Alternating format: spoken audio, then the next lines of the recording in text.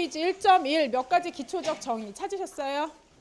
네, 두 번째 줄이요. 화학은 물질과 그 성질 및 물질의 변화와 그에 수반되는 에너지에 대해 연구하는 학문이다.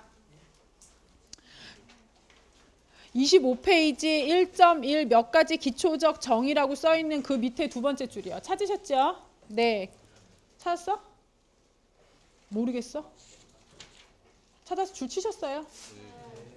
저한테 얘기해 주셔야 돼요. 네. 물질의 성질 그 밑에 줄이요. 물질. 이때 물질은 옆에 뭐라 써 있어요?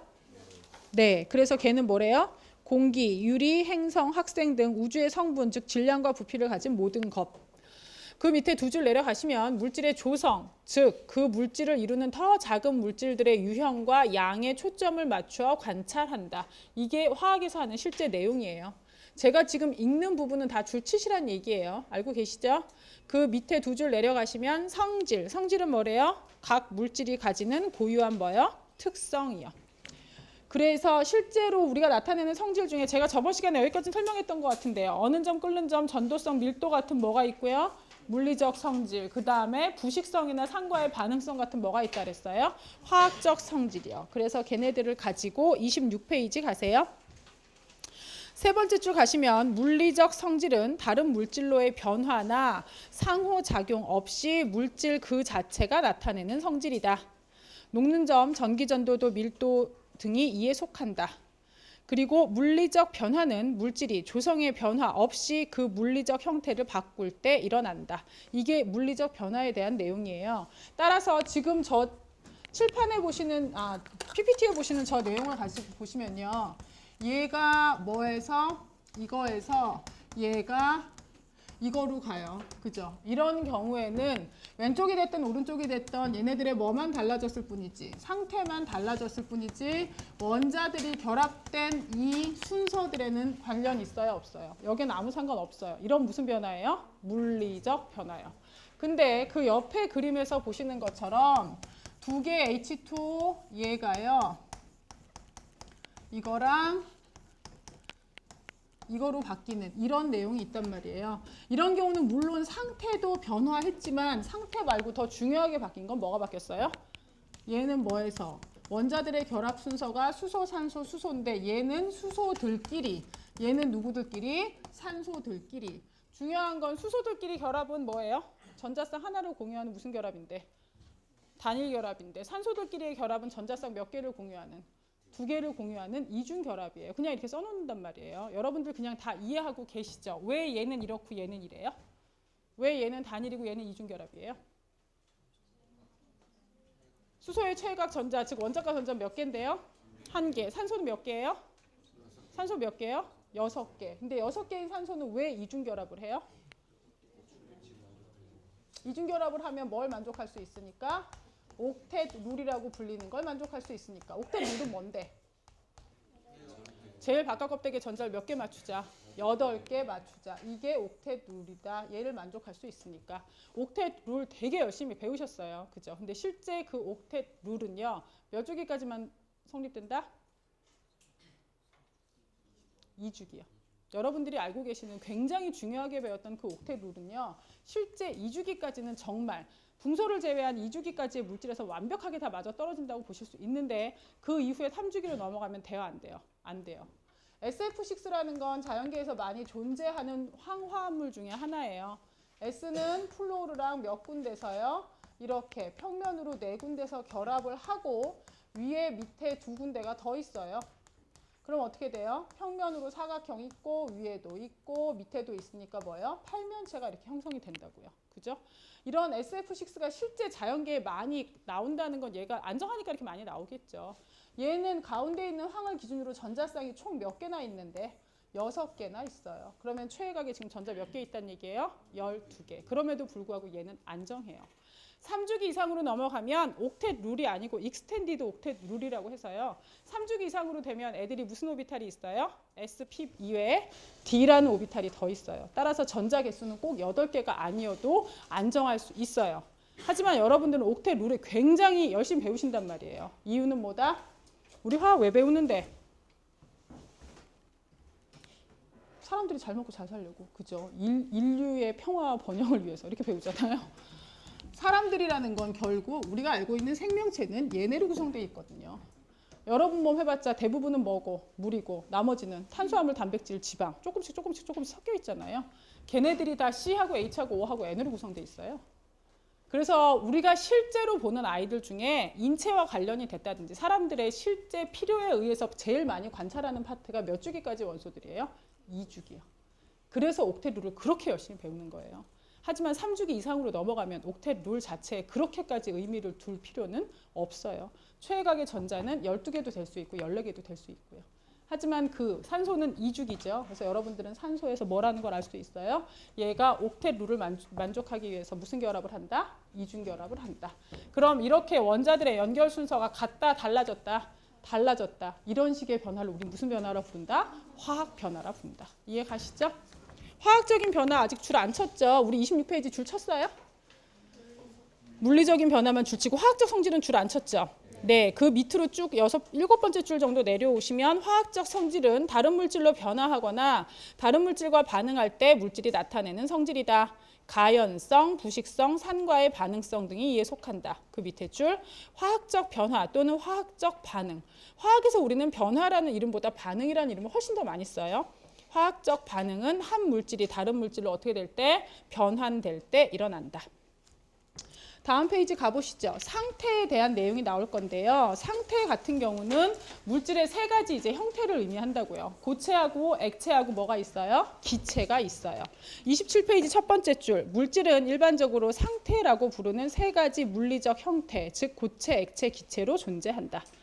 고체에서 액체 상태로 변할 때 여기 지금 안에 있는 입자들의 그림을 보셔서 아시겠지만 고체에서 액체로 갈 때는 그 입자들 간의 거리가 아주 특별하게 많이 길어진다. 이렇게 보여지세요? 아니요. 그렇지는 않아요. 그 얘기는 고체와 액체를 나누는 가장 큰 기준은요. 저도 구성입자, 얘도 구성입자예요. 저하고 얘하고 이렇게 딱 붙어있으면 무슨 상태예요? 고체예요. 이 위치에서 자리를 안 바꾸면 뭐예요? 그게 고체예요. 근데 제가 옆으로 이렇게 해서 막 갈 수 있어요. 제가 이동하는 게 가능해요. 위치를 바꿀 수 있어요. 이런 뭐가 되는 거예요? 액체가 되는 거죠. 따라서 고체에서 액체로 갈 때는요. 둘 사이의 거리는 크게 차이 없어요. 포텐셜 에너지는 큰 차이가 없어요. 그럼 뭐가 있다는 얘기예요? 외부에서 들어온 열이나 이런 거에서 얘하고 저 사이에 뭐가 많이 달라요? 운동 에너지요. 그래서 내가 옆으로 운동할 수 있고 이동을 할 수 있느냐 없느냐 거기에서 많이 결정이 되는 거죠. 액체가 되면 이제 좀 더 다른 형태가 하나 나타나요. 뭐가 나타나느냐? 고체는 책에 먼저 보세요. 고체는 상태 거기서 나오는 여러분 줄침대 밑으로 4줄 내려가시면 첫 번째 까만 동그라미 있어요. 고체는 용기의 모양과 관계없이 고정된 모양을 가진다. 이게 고체의 특징이에요. 그 밑에 3줄 내려가시면 액체는 용기의 모양에 의해 형태가 어떻게 된대요? 변화돼요. 하지만 액체의 부피가 가능한 범위까지만 용기를 채운다. 즉 액체는 위쪽에 뭘 형성한다고요? 표면이라는 걸 형성한다고요. 그래서 액체 같은 경우는 여기 보셔서 아시겠지만 속 안에 있는 애들은 양쪽 옆, 위, 아래, 앞뒤로 다 힘을 받고 있지만 표면에 있는 이 녀석들은 오로지 어디로? 양쪽 옆으로는 힘을 받을지 몰라도 어디로 받아요? 위쪽으로 받는 힘보다 주로 어디로 받아요? 아래로. 그래서 액체는 안으로. 그래서 액체 표면에 있는 입자들은 속 안에 있는 입자에 비해서 다른 형태의 힘이 나타나요. 우린 그걸 뭐라고 불러요? 표면 장력. 왜? 안으로 들어가고 싶어 하는 애를 표면을 늘려서 바깥으로 뽑아내려니까 뭐가 필요해요? 힘이 필요하겠죠. 따라서 표면 장력이 크다. 그건 그 액체를 이루고 있는 입자들 간에 잡아당기는 힘이 크다, 작다. 표면 장력이 크다라는 얘기는 액체를 구성하는 입자들끼리 서로 잡아당기는 힘이 크다는 얘기예요, 작다는 얘기예요? 크다는 얘기예요. 그래서 분자 간의 힘이 크면 뭐도 크다. 표면 장력도 크다. 이렇게 같이 연결이 돼가는 거예요. 아셨죠? 그 밑에 기체는 용기의 모양에 따라 형태가 변화하지만 용기 전체를 채우고 따라서 표면을 갖지 않는다. 밑에 줄 가세요. 우리는 이런 기체, 액체, 고체를요. 화학적인 입장에서 볼 거예요. 그럴 때는 어떻게 해요? 원자 세계에서 보면 각각의 상태는 구성하는 입자의 상대적인 위치에 의해 정의된다. 어떻게 정의되느냐? 그 밑에 첫 번째 까만 동그라미. 고체 내의 입자들은 일정한 형태로 규칙적인 몇 차원 배열로 되어 있다? 3차원 배열로. 우린 이걸 나중에 챕터 12에서 면심 입방 격자, 채심 입방 격자 이런 식의 격자라는 이름으로 배우실 거예요. 그 밑에 액체 내 입자들은 서로 가깝게 놓여 있지만 서로의 주위를 어떻게 한다고요? 무질서하게 움직일 수 있어요. 그 밑에 기체 입자들은 서로 어떻게 해요? 멀리 떨어져 있고 용기 전체에서 어떻게 해요? 무질서하게 움직인대요. 다음 페이지 가시죠. 29페이지요. 화학의 중심 주제. 화학이란 우리가 보통 뭘 하기 위한 학문이냐면요. 29페이지 첫 번째 줄. 물질의 조성과 변화를 이해하는 것이 화학의 중심 주제이다. 밑에 줄. 거시적, 매크로스코픽하다는 건 내가 눈으로 볼 수 있는 세계예요. 이런 세계의 성질과 작용은 우리가 볼 수 없는 거시적의 반대말로 여러분들이 많이 알고 계신 건 미시적, 마이크로스코픽이죠. 근데 지금 이 책엔 뭐라고 돼 있어요? 원자적, 아토믹하다고 나와 있죠. 무슨 얘기예요? 화학에서 우리가 대부분의 물질의 성질은 그 물질을 구성하는 원자들이 어떤 형태로 집중되어 있는지를 가지고 설명을 할 거다 이런 뜻이에요. 원자적 세계의 성질과 작용에 의한 산물이다. 여기에서 일단 보세요. 고등학교 과정의 물리를 떠올리세요. 제가 여기 있는 칠판 지우개 하나를 갖다 놓고요. 얘를 갖다 놓고 이렇게 해서 쭉 이렇게 했어요. 나 뭐 했어요? 나 지금 뭐 했어요? 일했어요. 왜? 뭐 주고요? 힘 주고 힘의 방향으로 이동해서 뭐가 나왔어요? 거리가 나왔잖아. 힘 곱하기 이동 거리. 그래서 나 뭐 한 거예요? 일했어요. 그러면 얘 갖다 이렇게 놓고요. 내가 여기서 찡 하고 이렇게 하고 있어요. 내 손엔 지금 뭐가 있는 거예요? 에너지. 일을 할 수 있는 능력이 내 손에 있어요. 근데 바깥에 일의 형태로 지금 표출됐어요? 안 됐어요? 안 됐어요. 그냥 레디만 하고 있는 상태예요. 일과 에너지는 단위가 같아요? 달라요? 같아요. 둘 다 무슨 단위예요? 줄 단위요. 걔네는 지금 단위가 같아요. 그죠? 근데 이런 에너지에는 여러분들이 배우신 대로 두 가지 형태가 있어요. 들고 있어요. 얘 무슨 에너지 있다고 배워요? 위치 에너지, 포텐셜 에너지가 있다고 배워요. 얘를 가지고 내가 휙 던져요. 그럼 무슨 에너지 있다고 배워요? 운동 에너지가 있다고 배워요. 화학에선 조금 다른 개념으로 설명이 될 수 있겠죠. 금속의 반응성 또는 금속의 이온화 경향 부르세요. 부르라고. 니네가 아는 대로 부르라고.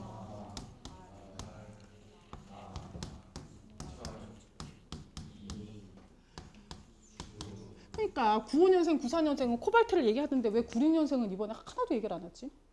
다시 코발트 안 하나 봐, 고등학교 때. 이게 여러분들이 지금 부르는 그 순서가 저 고등학교 때 배웠던 순서고요. 1950년대부터 배운 순서예요. 철, 니, 그 다음에 뭐요?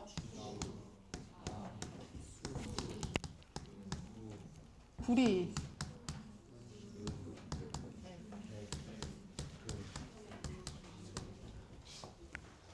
지금 제가 하는 이 행동이 저게 도대체 무엇야 라고 생각하고 계신 분이라면 화학을 고등학교 때 안 하셨거나 화학 공부한 지 굉장히 오래되신 분일 거고요.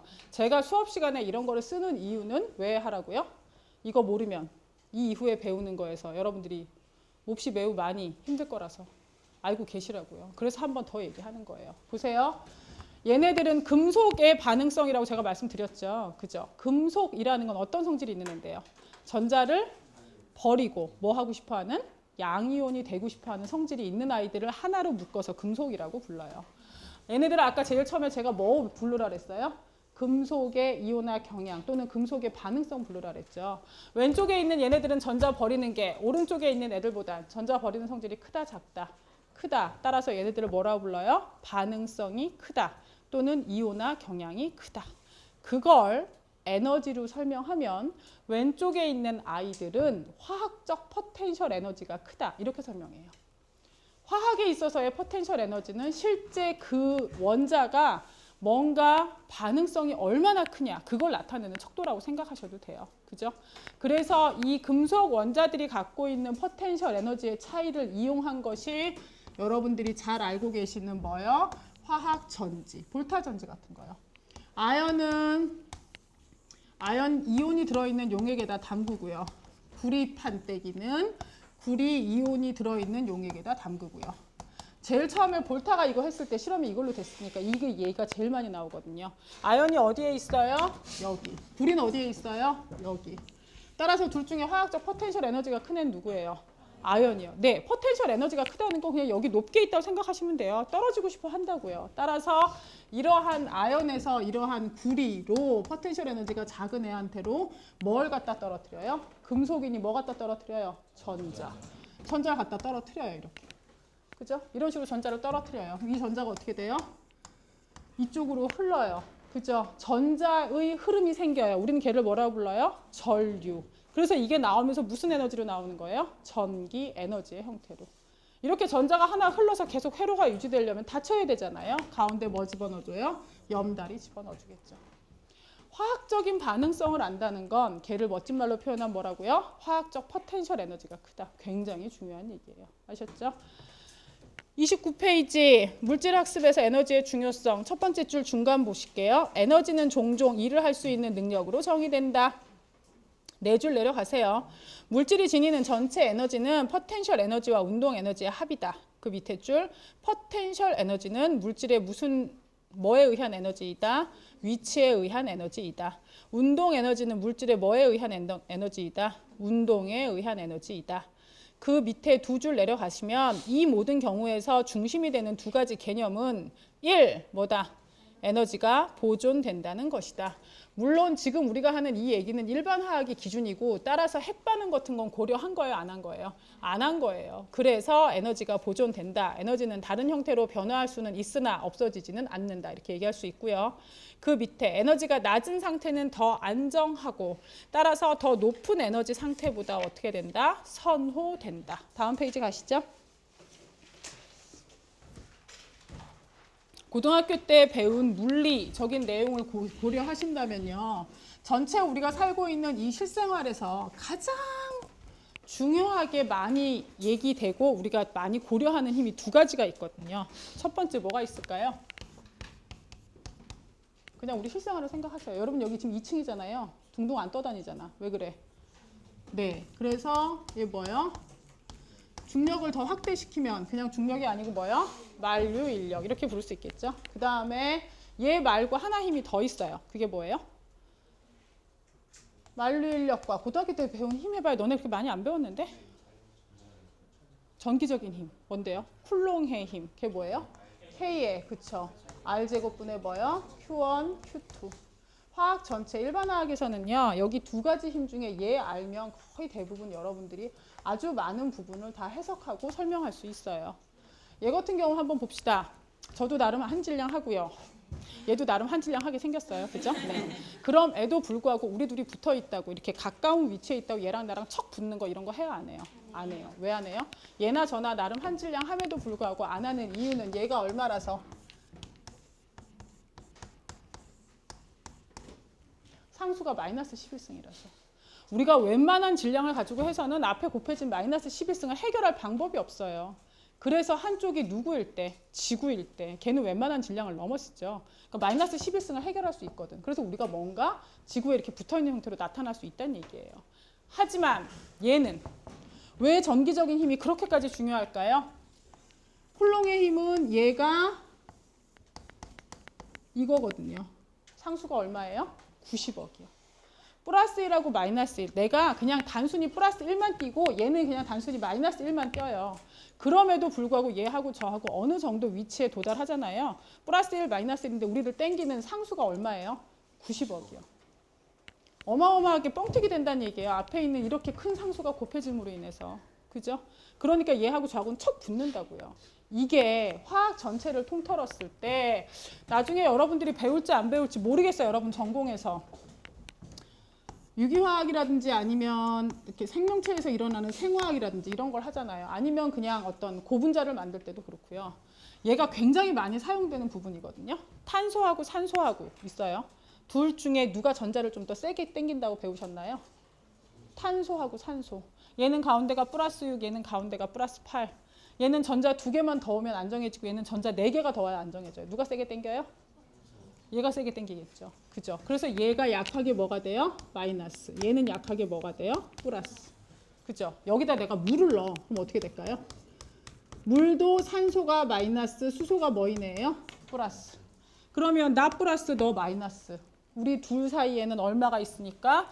90억이 땡겨져 주니까. 그래서 어떻게 해요? 야, 우리 한번 붙어볼까나? 한번 결합을 해볼까나? 이래서 얘네가 연결되기 시작하면 얘는 결합 하나가 끊어지고. 이렇게 해서 모든 화학 반응이 시작돼요. 화학 반응의 처음 시작은 플러스하고 마이너스들 간에 생기는 정전기적인 인력 때문이에요. 이게 제일 중요해요. 그럼 여기에서 이렇게 다 중요하다고 배워. 정전기적인 힘도 다 배우고 너네가 모르는 게 아니란 말이야. 그럼에도 불구하고 이 생각은 안 하거든. 얘 뭐예요? 얘 뭐야 원소기호? 탄소. 탄소 몇 번이라고? 6번. 그러면 원자 핵 속에 양성자가 몇 개 있겠어? 네, 거기까지도 아시죠? 문제는요. 원자 하나를 보통 야구장, 잠실 야구장 사이즈라고 생각합시다. 그러면 그 안에 들어있는 원자 핵 사이즈는 뭐라고요? 원자 하나가 잠실 야구장이야. 그 안에 들어있는 원자 핵. 야구공 이렇게 배운 사람은 그 야구장 사이즈가 다저스 스타디움 정도는 돼야 돼요. 잠실 야구장 그보다 조금 작거든.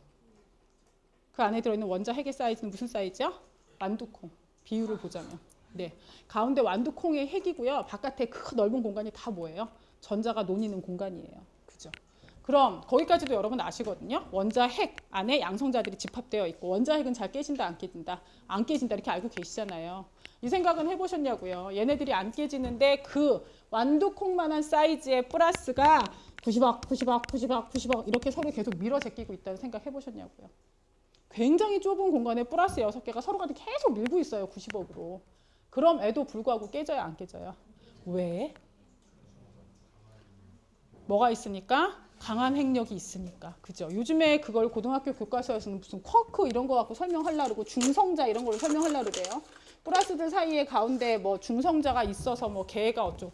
그렇지. 중성자 있긴 있지. 있긴 있는데 아무리 그래도 플러스 사이에 반발력인데 거기에 제로짜리 하나가 딱 들어간다고 그걸 다 상쇄해줘? 그렇게는 그러려다 보니까 플러스 쿼크, 마이너스 쿼크 이래서 막 설명을 하기 시작하는 거라고요. 그죠? 문제는 왜 얘네가 이렇게 붙어 있는지는 알아 몰라. 몰라. 여러분이 얘기하는 대로 뭐예요? 강한 핵력. 그죠? 그게 다죠. 근데 그 강한 핵력의 원천이 뭔지는 아직 알아요 몰라요? 몰라요. 그거 알면 우리 학교에서 노벨상 나오는 거죠. 그죠? 게임 끝인 거죠. 니들 중에 하나가 그거 해주면 네, 끝나는 거죠. 다. 문제는 사람들이 현재 알고 있는 건 뭐냐? 이렇게 90억으로 서로 밀어 제끼는데 그 밀어 제끼는 게 원자 번호 80번까지는 그 강한 핵력이 밀어 제끼는 걸 감당해요. 원자 번호가 80번이 넘어가면 그 다음부터 그거 해요 못해요?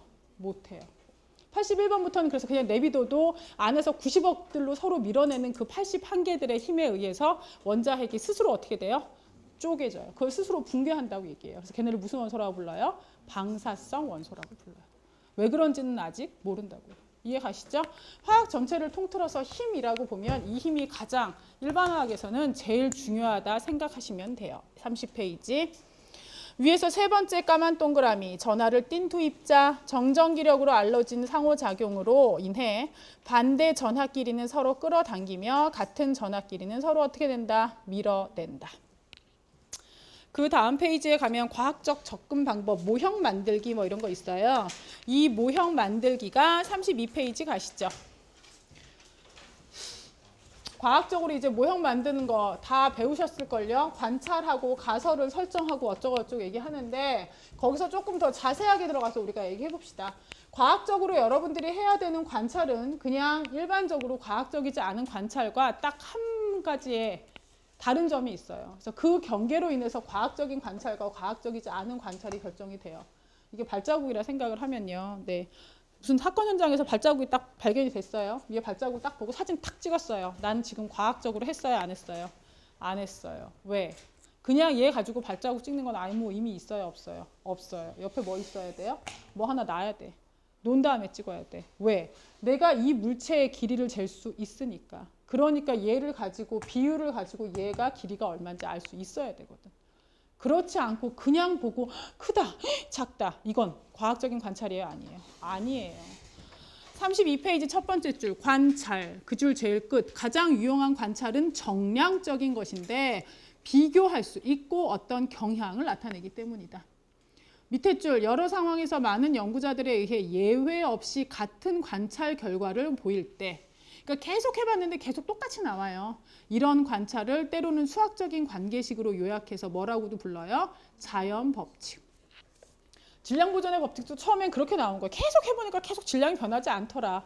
그래서 처음에는 너무 여러 번의 관찰의 결과로 나와서 법칙이라 그래놓고 그걸 가지고 과연 이게 법칙이 맞는지 안 맞는지를 알기 위해서 뭐 해요? 그 밑에 가설. 그 줄 제일 끝에 가설은 관찰을 설명하기 위한 제안이다. 유효한 가설이란 옳을 필요는 없으나 반드시 실험에 의해 시험을 할 수 있는 것이어야 한다.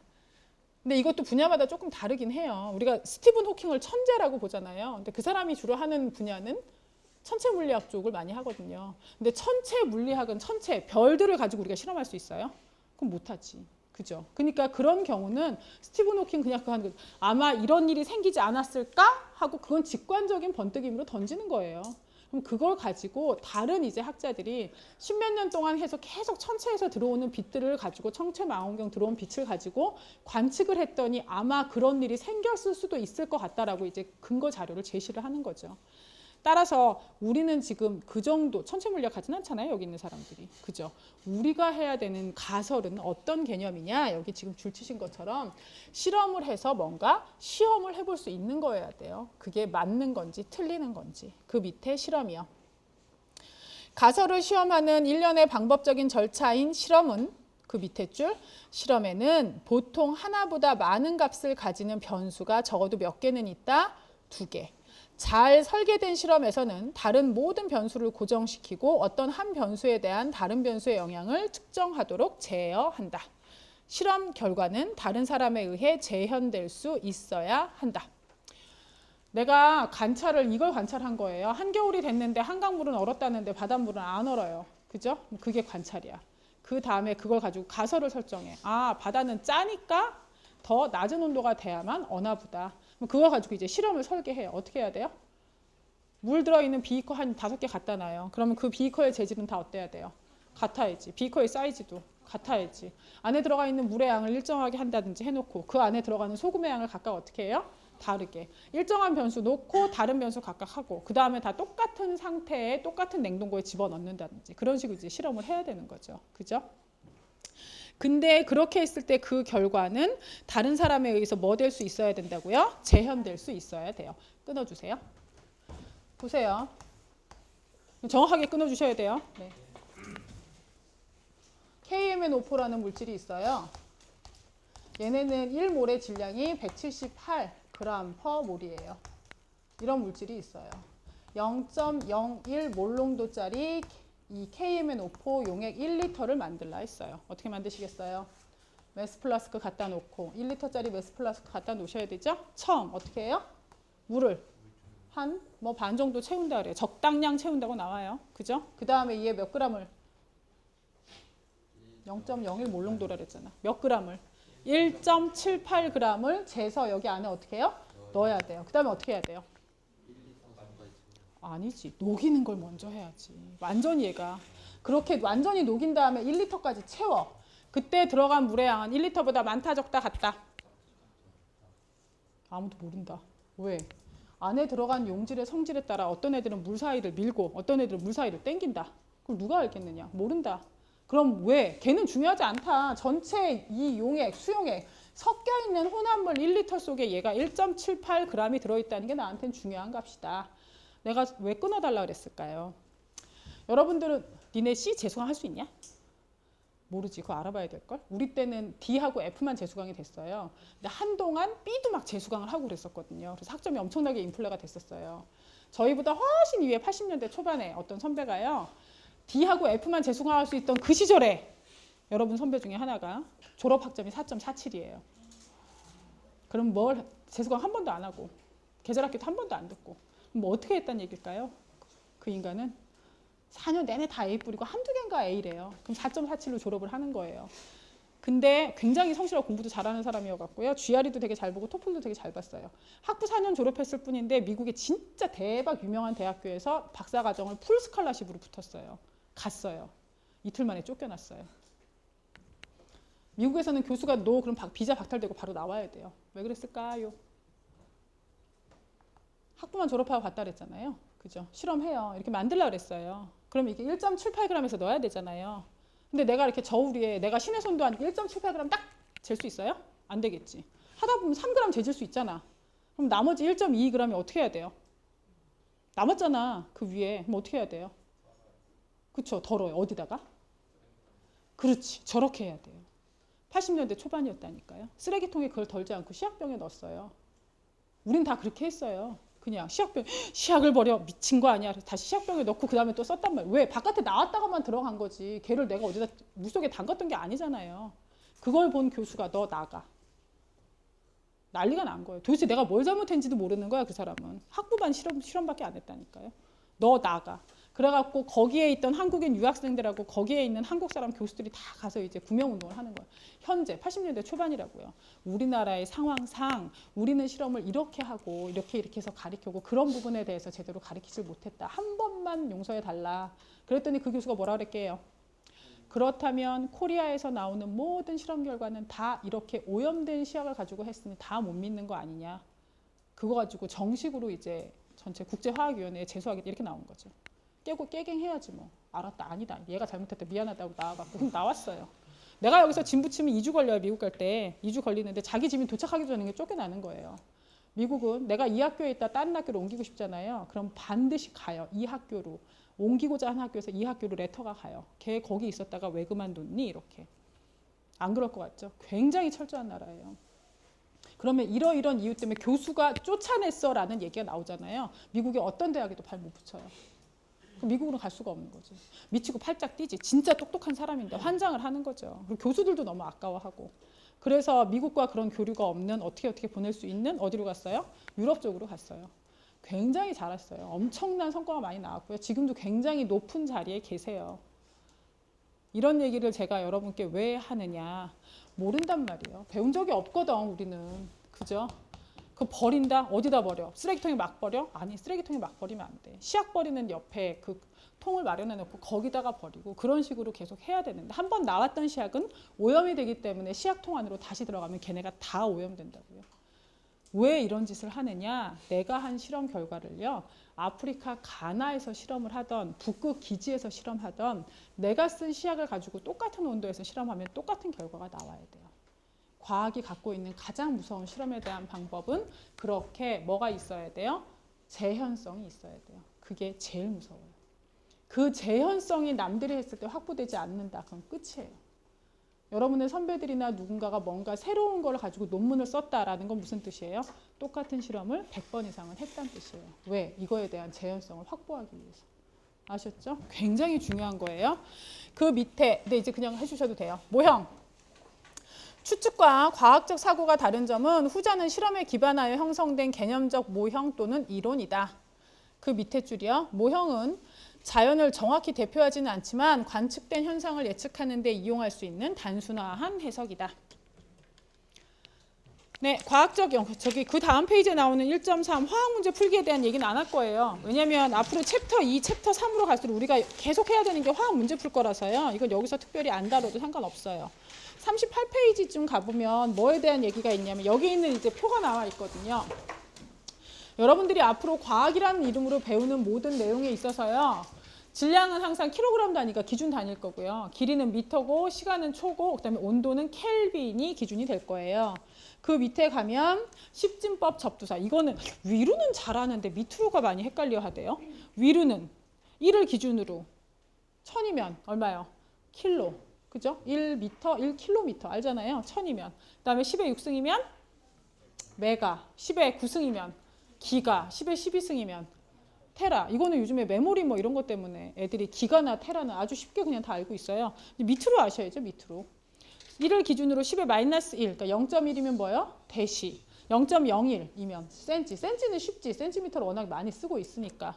그 다음에 스몰 m이 하나 더 붙으면 밀리가 되면 10의 마이너스 몇 승? 3승. 그 다음에 10의 마이너스 6승은 뭐예요? 메가의 반대말은 마이크로. 10의 마이너스 9승이 되면 나노. 10의 마이너스 12승은 피코. 한동안 나라 전체에 광풍이 불어서 모든 과학계에서 나노를 가지고 하는 게 굉장히 유행이었고 그 다음에 피코로 가지 않을까 했는데 피코까지는 거의 안 가는 것 같고요. 나노 사이즈에서 대부분 많은 일들이 벌어지는 것 같아요. 왜 나노 사이즈로 갔을 때 그 많은 일이 벌어지느냐. 은 가지고 우리나라에서 실제 나노 사이즈를 갖고 뭐 했을 때 은나노가 가장 상품화가 많이 됐거든요. 예? 그냥 나노가 아니고 은나노요. 은이라는 거, 은 무슨 색이에요? 은색. 그치, 실버 색깔. 그저 번쩍번쩍한 그 색깔이죠. 그건 은들이 여러 개 원자가 붙어 있을 때. 은 나노 사이즈로 만들어 버리면 원자 한두 개 정도가 따로 떨어져 있을 때. 그럴 때 그 은 나노 입자는 색깔이 무슨 색일까요? 걘 까만색. 그래서 모든 종류의 은나노들은 다 은나노 뭐 컵, 은나노 어쩌고 그러니까 은나노란 이름이 붙은 아이들은 색깔이 다 갈색이거나 거무튀튀해요. 왜 그럴까요? 걔가 여러 개가 같이 붙어있는 덩어리로 있을 때는 자유전자들이 움직이니까 은색이었는데 걔가 하나 두 개 입자로 돼버리면 전자의 움직임이 생겨요? 안 생겨요? 안 생겨요. 그랬을 때 걔는 은색, 그냥 검은색이에요. 근데 걔가 몸 안에 들어가든지 세균 안에 들어갔을 때 이상한 일들을 하더라 이거죠. 그래서 그걸 가지고 상품화가 굉장히 많이 된 거거든요. 그러니까 나노 사이즈, 10의 마이너스 9승이라는 나노 사이즈는 여러분이 앞으로 실제 필드에 갔을 때 되게 많이 쓸 수 있는 단위라서 그건 알고 계시는 게 좋을 듯 해요. 그리고 나서 과학적인 연구에서 측정, 온도 가지고 굉장히 얘기가 많이 나오는데요. 그죠? A하고 B라는 두 가지 물질이 있어요. A하고 B라는 물질. A, B 두 가지 물질 중에 온도가 높은 물질이 갖고 있는 열 에너지가 더 크다. 맞아요? 틀려요? A, B 두 물질이 있다. 두 물질 중에 온도가 높은 물질이 갖고 있는 열 에너지가 더 크다. 맞아요? 틀려요? 그건 아니다. 그건 맞다. 틀리다. 그건 알 수가 없다. 온도가 높을 때 걔가 갖고 있는 열 에너지가 더 크다라는 얘기를 하려면 그 두 물질의 재질이 어떻고 같고 질량도 어떻다면 같다면 얘기할 수 있겠죠. 그렇지 않으면 돼요? 안 돼요? 안 돼요. 사우나를 갔어요. 할아버지 또는 할머니들이 몸을 담그고 계신 열탕. 걔는 온도가 43도예요. 열탕에는 발 한쪽 딱 집어넣으면 바로 빼야 되죠. 거기 도저히 우리가 범접할 공간이 아니에요. 그죠? 그런데 80도짜리 습식 사우나는 그냥 들어가도 조금 답답은 한데 그냥 견딜만 해요. 거기선 한 5분 이상 버티다 나올 수 있어요. 실제 온도는 43도와 80도 누가 높아요? 80도가 훨씬 높아. 근데 거기 들어가서 나는 괜찮은데 43도에는 발 한쪽 담궜다 바로 빼야 돼. 왜 그래? 43도면 내 체온 37도, 온도 차이 6도밖에 안 나죠. 하지만 43도에 내가 발 한쪽 딱 담궜을 때 내 발 옆에 붙는 수천만 개의 물 분자가 하나당 다 6도의 열 에너지를 다 나한테 줘요. 따라서 그때 내가 받는 열 에너지의 총량과 80도의 사우나 안에 딱 들어갔어요, 내가. 근데 거기에는 뭐예요? 수증기지. 증기 상태로 해가지고 나한테 붙었다 떨어졌다 하는 애가 끼케 한 10개 될라나? 그럼 걔는 온도가 80도고 나는 37도면 43도 정도의 온도 차이가 나긴 하잖아요. 근데 10개 정도 와서 이렇게 붙어서 43도 주는 거 갖고는 나한테 크게 받는 열 에너지 차이가 있다 없다? 그렇진 않다. 난 그냥 살만하다. 이해가시죠? 온도라는 건 그때 그 물질을 구성하는 입자의 평균적인 운동 에너지를 보는 거예요. 그래서 얘는 빨리 운동하고 얘는 천천히 운동한다면 빨리 운동하는 애가 온도가 높은 거예요. 하지만 그렇다고 이 물질 전체가 열 에너지가 큰지 작은지 그거와 반드시 관계가 있는 건 아니에요. 아셨죠? 41페이지 제일 밑에 줄 온도, 어떤 물질이 다른 물질에 비해 상대적으로 얼마나 차가운지 뜨거운지를 측정한 것이다. 다른 말로 얘기하면 뭐라고요? 평균 분자 운동 에너지. 다음 페이지 첫 번째 줄 열, 높은 온도의 물체로부터 낮은 온도의 물체로 흐르는 에너지이다. 따라서 어떤 과학적인 그 성질들을 가지고 봤을 때요. 크기 성질이라는 애가 있고 세기 성질이라는 애가 있어요. 온도는 크기 성질일까요? 세기 성질일까요? 온도는 크기 성질일까요? 세기 성질일까요? 열은 크기 성질일까요? 세기 성질일까요? 이제 헷갈리지, 그죠? 그럼 쉬운 것부터 갑시다. 질량은 크기 성질이에요? 세기 성질이에요? 질량이 크다, 작다, 그죠? 크기 성질, 세기. 밀도는 크기 성질이에요? 세기 성질이에요? 밀도는 크기 성질은 그 물질의 양에 따라 변할 때가 크기 성질이고요. 세기 성질은 양에 의해 변하지 않는 그 물질의 특징적인 성질이에요. 크기 성질은 질량은 크기 성질이에요, 세기 성질이에요? 크기 성질. 밀도는요? 세기 성질. 44페이지 가세요. 크기 성질과 세기 성질. 몇 가지 변수들은 존재하는 물질의 양에 의존한다. 이걸 뭐라 불러요? 크기 성질. 그 밑에 반면 세기 성질은 물질의 양과는 뭐하다? 무관하다. 그 옆에 질량과 부피는 크기 성질이고 밀도는 뭔 성질이다? 세기 성질이다. 세 줄 내려가세요. 크기 성질인 뭐랑? 열. 세기 성질은 뭐? 온도. 온도는 평균 분자들의 운동 에너지를 가지고 측정하는 거라니까요. 그러니까 얘가 얼마만큼 운동 에너지가 있느냐 없느냐 평균적인 값을 가지고 보는 게 온도고요. 크기 성질은 끓는 물 가지고도 한 잔이냐 끓는 물이 이만한 양동이에 있냐에 따라 다를 거 아니에요. 그죠? 그러니까 열은 크기 성질이에요.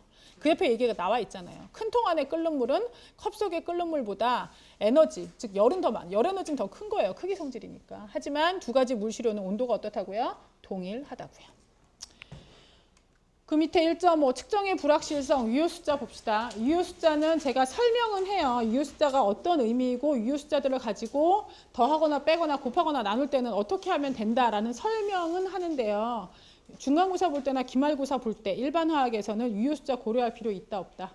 전 일단 제 수업에서는 없어요. 아셨죠? 네, 고려 안 하셔도 돼요. 일단 유효 숫자는 이런 개념이에요. 측정을 해서 나온 숫자들은 다 유효 숫자가 될 수 있는데요. 얘 좀 보세요. 똑같은 물의 온도를 측정하는데 온도계를 왼쪽 걸 쓰느냐 오른쪽 거를 쓰느냐에 따라 조금 다를 수 있어요. 왼쪽에 있는 온도계는 숫자로 나와 있는 눈금의 간격이 얼마 간격이에요? 1도 간격이에요. 그죠? 오른쪽에 나와 있는 애는 숫자로 나와 있는 눈금 간격이 몇 도 간격이에요? 10도 간격이에요. 그죠? 그래서 내가 얘를 측정할 때 나는 이거를 내 눈으로 32.33도라고 딱 이렇게 읽었어요. 네? 32.3까지는 여기 나오잖아요. 그 다음에 0.03이라는 값은 이거는 누구에 따라 다 달라질 수 있어요? 측정하는 사람에 따라. 내가 어떻게 보느냐에 따라 다 달라질 수 있죠. 하지만 내가 측정해서 나온 이 값은 뭐예요? 그냥 유효 숫자라고 얘기해요. 이 네 개의 숫자는 다. 내가 이 온도계를 가지고 본다면 나는 32까지는 여기 눈금에 있잖아요. 근데 나머지 0.3도 그건 이제 내가 보는 거에 따라 달라지는 거니까. 나는 0.3이라 읽었는데 다른 사람은 0.5라고 볼 수도 있는 거거든요. 따라서 얘도 항상 뭔가를 측정했을 때 제일 끝에 있는 이 수는 사실 완전히 확실하다고 보기는 어려워요. 측정자들에 의해서 다 달라질 수 있는 값이라서. 하지만 측정을 통해 나타날 수 있는 모든 값을 우리는 뭐라고 부른다? 유효 숫자라고 부르고요. 그러면 이 유효 숫자들을 왜 이렇게 신경을 쓰느냐? 이래서 그래요. 나는 물의 온도를 이걸로 측정했는데 얘는 이걸로 측정했어요. 그러니까 뭔가를 측정할 때 두 개가 다른 온도계를 갖고 측정했는데 그거 두 개를 더하거나 빼거나 이런 경우가 생기거든요. 곱할 경우도 생기고. 그러면 나는 4개, 얘는 3개인데 그걸 가지고 누구 거에 맞추겠냐 이거죠. 그죠? 개수 많은 거에 맞추는 게 좋을까요? 개수 적은 거에 맞추는 게 좋을까요? 뭐가 더 정확도가 좀 더 보증될까요? 개수가 많은 거요? 개수가 많은 거랑 개수가 적은 거랑 하면 얘는 그 뒤에 있는 숫자는 알아요, 몰라요? 모르잖아요. 모르는 걸 내가 그냥 단순히 그냥 예측하는 건데 그거는 알 수가 없죠. 따라서 얘네 두 개를 더하거나 뺄 때는요. 또는 곱하거나 나눌 때는 숫자가 많은 쪽으로 확장시켜요. 가장 안전한 숫자들만 모아서 숫자를 적은 쪽으로 가게 해요. 적은 쪽으로. 네? 그래서 유효 숫자는 일단 44페이지 제일 밑에 줄이요. 측정해서 기록하는 숫자들은 확실한 것과 불확실한 것을 모두 유효 숫자라고 부른다. 2.036kg에는 4개의 유효 숫자가 있고 2.0kg에는 2개가 있다. 측정해서 유효 숫자가 많을수록 측정의 확실성은 어떻게 된다? 커진다. 하지만 얘네를 더하거나 뺄 때에는 이제 문제가 생긴다. 덧셈과 뺄셈 보세요. 소수 밑에 첫 번째 자리로 끊어지는 애가 있고 소수 밑에 두 번째 자리까지 연결되는 애가 있어요. 얘네 두 개 더하거나 뺐을 때의 결과는 소수 밑에 개수를 많이 확장시켜요. 개수가 제일 적은 애로 끊어요. 개수가 제일 적은 애로 끊어요. 그죠? 그 이후의 값들은 내가 알 수 있으니까 없으니까. 단 이렇게 끊을 때는 뭔 해요? 반올림은 하시면 돼요. 아셨죠? 더하거나 뺄 때는 이렇게 가고요. 곱하거나 나눌 때는요. 얘는 유효 숫자 2개, 얘네는 몇 개? 4개. 그죠? 그러면 유효 숫자 몇 개로 끊어야 돼요? 2개. 숫자 2개만 살아있는 숫자가 된다고요. 그렇게 해서 여러분들 곱하거나 더하거나 빼거나 할 때 계산만 하실 수 있으면 돼요. 46페이지. 유효 숫자. 밑으로 쭉 내려가시다 보면 산술 연산 규칙이라는 조그만한 그 제목 찾으셨죠? 네? 네, 그 밑에 1, 곱셈과 나눗셈. 답은 최소한의 개수를 가진 유효 숫자와 같은 개수의 유효 숫자를 가진다. 그 밑으로 좀 내려오시다 보면 2, 덧셈과 뺄셈. 답은 소수점 아래 자릿수가 가장 적은 측정에서 나온 소수점 아래 자릿수와 같은 자릿수를 갖는다. 되셨죠? 네, 그리고 나서 정밀도와 정확도요. 정밀도, 정확도 이런 얘기들은 우리가 그러니까 많이 사람들이 혼용해요. 그러니까 잘못 사용하고 있어서 두 개를 막 섞어서 쓰거든요. 정밀하다 그럼 좀 더 정확한 게 아니냐 이렇게 얘기를 많이 하는데요. 이게 이거예요. 보세요. 여기 가운데 있는 이 점선이 지금 참값이에요. 저 점선이 참값이면 얘는 점선 근처에 주로 내가 측정을 한 값이 나오잖아요. 이건 정확도가 높은 거예요. 그리고 내가 측정한 값들이 왔다리 갔다리 해요. 거의 비슷한 영역에 있어요. 비슷한 영역. 이런 경우에 정밀도가 높다라고 얘기해요. 예? 그러니까 이거를 학생들을 비유를 하자면 이게 이제 박사과정 학생이에요. 얘는 누굴까요? 이건 석사과정 학생이에요. 왜? 정확도가 확실하진 않은데요. 석사과정 학생들은 뭐가? 정밀도는 거의 비슷한 차서 왔다 갔다 하죠. 저거는 내가 온도계를 읽던 저울을 읽던 내가 뭔가 측정하는 과정에 있어서 내 나름의 뭐가 생겼다는 거예요? 기준이요. 일관성이 있다는 얘기예요. 왔다 갔다 하는 게 아니고. 그래서 이런 경우라면 이제 얘를 얘로 맞춰주는 그 과정만 한번 하면 이제 얘네가 실험의 달인이 되는 거겠죠. 그래서 석사들한테 뭘 시키잖아요. 그러면 걔네들에서 뭔가 새로운 결과가 나오면 꼭 박사들이 한번 다시 더 해봐야 돼요. 그게 정말 정확한지에 대해서. 이해 가시죠? 여러분들이 하는 실험은 요거예요. 네, 여러분들이 하는 실험은. 하지만 이 실험의 좋은 점은 뭐냐? 이게 학부생과 석사와 박사를 가지고 보잖아요. 석사는 이렇게 재현성이, 그러니까 정밀도가 높게 나오잖아요. 그럼 약간의 그 오차가 어디 있으면 그거만 고쳐주면 이제 이 상태가 되는 거. 참값을 구할 수 있어요. 그래서 여러분들 같은 경우는 이제 문제가 학부생들은 아직까지 실험을 많이 해보지 않았기 때문에 그러한 스킬, 자기만의 기준이 있지는 않거든요. 그래서 이제 들쭉날쭉거리는 거예요. 하지만 이 실험의 가장 좋은 점은 이건 여러 번 반복하잖아요. 여러 번 하면 평균은 참값이 돼요. 얘네는 내가 한번 기준을 잘못 잡으면 100번 실험해도 평균을 내도 참값에 가지는 않아요. 왜냐하면 내가 보는 딱 그 위치가 있기 때문에. 예? 근데 이거는 그렇진 않아요. 아직 정확한 기준이 있는 건 아니잖아요. 그러니까 여러 번 하면 오히려 이게 참값이 돼요. 그래서 여러분들이 똑같은 실험을 했을 때 제가 조교들이 항상 미팅해갖고 이렇게 발표하거든요. 그러니까 여러분들한테 조교들이 수업하기 전에 교수들 앞에서 조교들이 자기들이 실험해본 결과 가지고 발표를 해갖고 우리가 그걸 가지고 고쳐주고 뭘 해서 여러분들한테 다시 그 실험 수업을 하게 만들어줘요. 그랬을 때 어떨 때는 걔네들이 20% 오차인데 여러분들이 5% 오차 이렇게 나는 경우도 있어요. 그게. 예, 그래서 그래요. 그러니까 여기에 정밀도와 정확도는 같은 건 아니에요. 이건 이제 초등학생들이요. 들쑥날쑥 지멋대로 완전히 난리가 나는 거죠. 따라서 아까 말씀드린 대로 내가 한 실험에 똑같은 시약, 똑같은 기구를 썼다면 어디에서도 이렇게 돼야 돼요. 오차 범위 내에서 똑같이 나와줘야 돼요. 그렇지 않으면 그건 끝인 거예요. 그건 실험으로서 전혀 아무런 의미가 없는 거예요. 이해 가시죠? 48페이지 정밀도, 정확도 및 기기 보정 두 번째 줄이요. 정밀도 혹은 재현성은 측정값들이 서로 얼마나 가까운가를 말한다.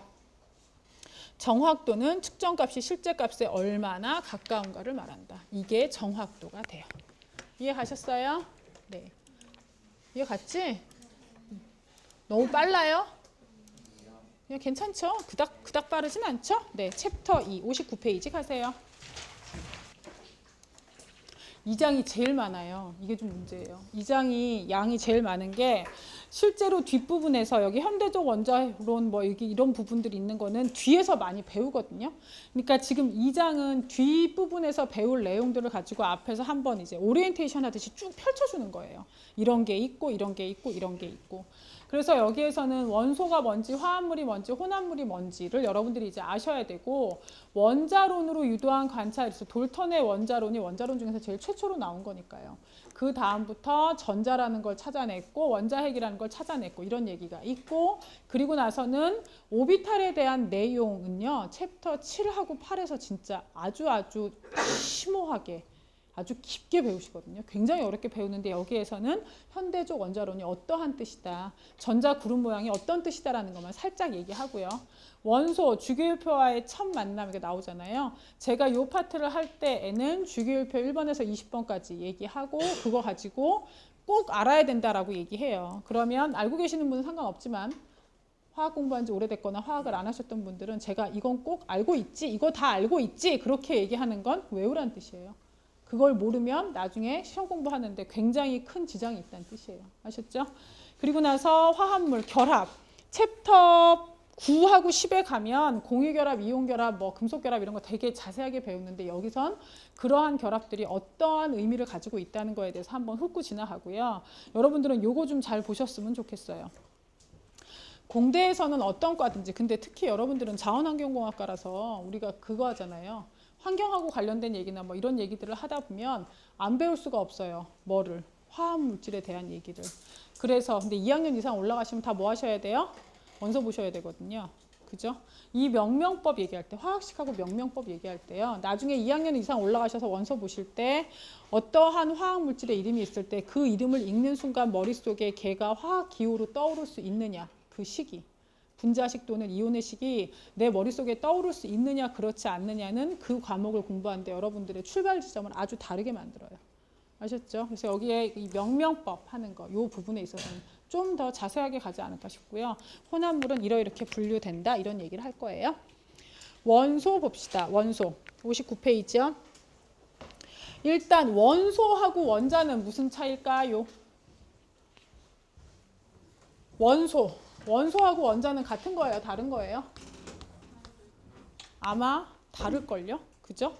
수소라는 이름으로 묶이는 아이들은 수소는 뭔데? 원자번호 몇 번? 1번, 질량수 1 이런 애들을 보통 우리가 수소라는 이름으로 묶잖아요. 그죠? 이 수소라는 하나의 집합적인 거를 형성하는 원자들 이렇게 입자 하나 얘네는 뭐라고 불러요? 수소 원자 하나 입자로 되어 있는 건 원자 이러한 입자들을 전체 다 통틀어서 집합적으로 양성자 하나, 바깥에 전자 하나로 구성되어 있는 아이들 전체를 통틀어서 부를 때는 뭐라고 부르고? 수소, 원소라고 부르고. 따라서 영어로 얘기하면 원소하고 원자를 나누는 가장 기준. 한마디로 얘기하면 뭐예요? 카운터블.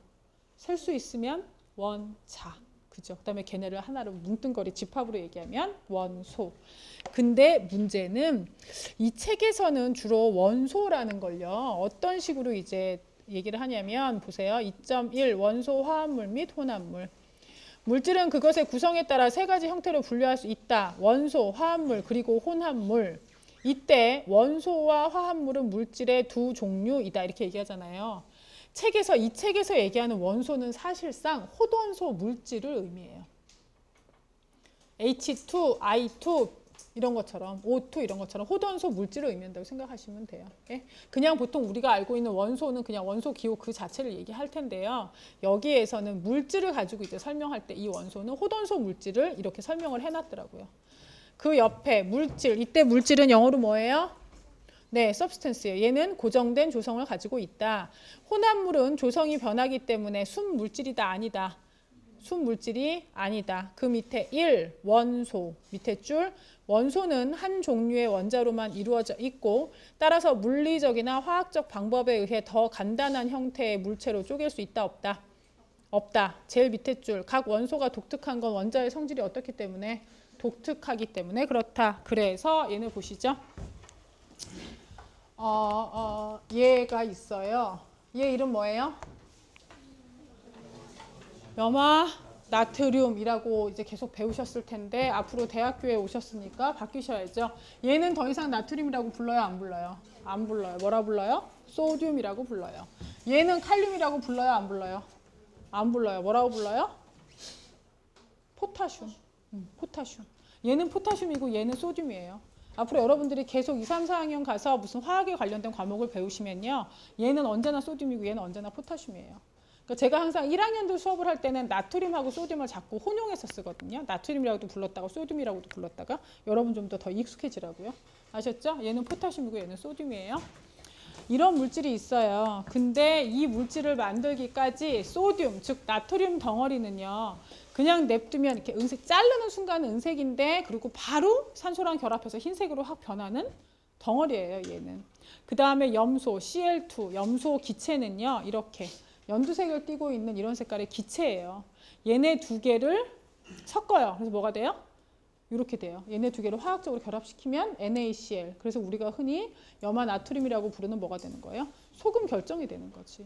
소금 이렇게 화학적으로 만들까요? 안 만들까요? 만들까요? 안 만들까요? 만들 수 있지. 만들 수 있는데 저런 걸 할까요? 안 할까요? 왜 안 해요? 바닷물 말리는 게 훨씬 어때요? 싸요. 그쵸? 제가 말씀드렸죠?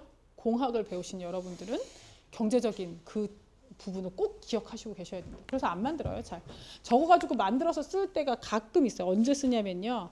왜 갑상선암 이런 데 걸린 사람들 있잖아요. 그런 사람들이 이렇게 요오드 같은 거 가지고 이렇게 치료하거든요. 그러니까 방사성 요오드 집어넣어서 그 방사선 요법을 하는데 그런 경우에 그냥 우리가 먹는 소금 있죠. 그냥 소금 모든 천일염에는 요오드 성분이 다 들어있어요. 바닷물 속에 그 들어있거든. 근데 그런 사람들은 요오드 성분이 들어있는 걸 먹으면 바깥에서 들어가는 방사성 요오드가 제 기능을 못해요. 그래서 요오드 성분이 전혀 없는 소금을 먹어야 되거든요. 그런 경우에는 이렇게 화학적으로 만든 소금을 먹을 수밖에 없어요. 이제 그런 몇 가지 특수한 분야를 제외하고는 이제 얘네들은 만들지는 않겠죠. 그죠? 다음 페이지 가시죠. 60페이지 첫 번째 줄. 첫 번째 줄은 자연에서 대부분의 원소는 원자들의 집합체로 존재까지만 주시면 되고요. 두 줄 내려가세요. 분자는 둘 이상의 원자들이 화학적으로 서로 결합하여 만들어진 독립적인 구조 단위. 얘는 분자예요? 아니에요? NaCl은 분자예요? 아니에요? 아니에요. 왜 아니에요? 얘는 NA가 전자 버리는 성질이 어때서? 강해서. 얘가 얘한테 전자 하나 준 마이너스 이온과 플러스 이온이 플러스 이온이 돼서 안정해졌고 마이너스 이온이 돼서 전자 껍질 입장에서는 참 안정해졌는데 플러스 이온 마이너스 이온 대고 봤더니 둘 다 얼마의 힘으로? 90억의 힘으로 막 땡기니까 철컥하고 그래서 붙은 이온 결합 화합물이에요. 따라서 이런 경우는 얘네가 58.5g인데요. 1몰의 질량이 이 58.5g을 분자량이다 이렇게 얘기하면 맞아요? 틀려요? 틀려요. 왜? 얘는 분자라는 게 있다 없다? 없다. 왜? 플러스 마이너스가 계속 어떻게 됐으니까? 반복되니까. 어디서부터 어디까지 끊어서 이거를 하나다라고 말할 수 있다 없다? 그게 안 되는 거니까. 이해 가시죠? 네. 그래서 얘는 앞으로 여러분들이 봤을 때요. 얘 같은 경우는 분자가 있잖아요. 그래서 2g/몰 이렇게 얘기할 수 있다고. 이런 경우는 이 2g을 분자량이다 이렇게 얘기하면 그때는 되겠죠. 근데 얘는 분자량이다 얘기하면 돼요? 안 돼요? 안 돼요. 기억하세요.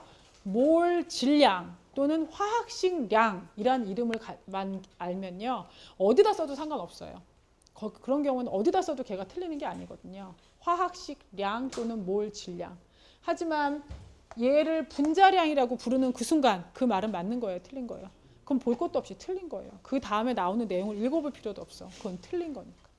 이해 가시죠? 항상 얘가 분자인지 아니면 이온결합 화합물인지 아니면 그냥 금속 덩어리인지 구별이 안 갈 수 있잖아요. 그런 경우에는 그냥 뭉뚱그려서 뭐라고 얘기하면 된다고요? 몰 질량 또는 뭐요? 화학식량 그렇게 얘기하면 절대 안 틀리신다고요. 그 밑에 화합물. 화합물은 화학적으로 서로 결합되어 있는 둘 혹은 둘 이상의 서로 다른 원소로 구성되어 있다. 두 줄 내려가시죠. 비록 화합물일지라도 한 가지 결정적인 특징은 원소들이 질량으로 일정한 비율, 즉 일정 질량비로 존재한다는 것이다. 이것은 화합물의 각각의 단위가 원소를 구성하는 원자의 일정한 수로 구성되어 있기 때문이다. 밑으로 7줄 내려오세요. 화합물의 또 다른 결정적인 특징은 화합물의 성질이 구성 원소의 성질과는 완전히 어때요? 달라요. 3줄 내려가세요. 원소와 달리 화합물은 보다 단순한 물질, 즉 그 구성 원소로 뭐 할 수 있어요? 분해할 수 있죠. 근데 이렇게 분해할 때는 밑에 줄 이런 분해는 물리적 변화가 아니고 뭐겠어요? 화학적 변화겠지. 그 밑에 줄 혼합물. 혼합물은 뭐래요? 물리적으로 섞여 있는 둘 이상의 물질로 구성되어 있다. 화합물과는 다르게 혼합물의 성분은 그 질량이 다양하게 섞일 수 있기 때문에 혼합물은 뭐라고 부를 수 없어요? 순물질이라고 부를 수 없어요. 오늘 여기까지요. 고생하셨어요.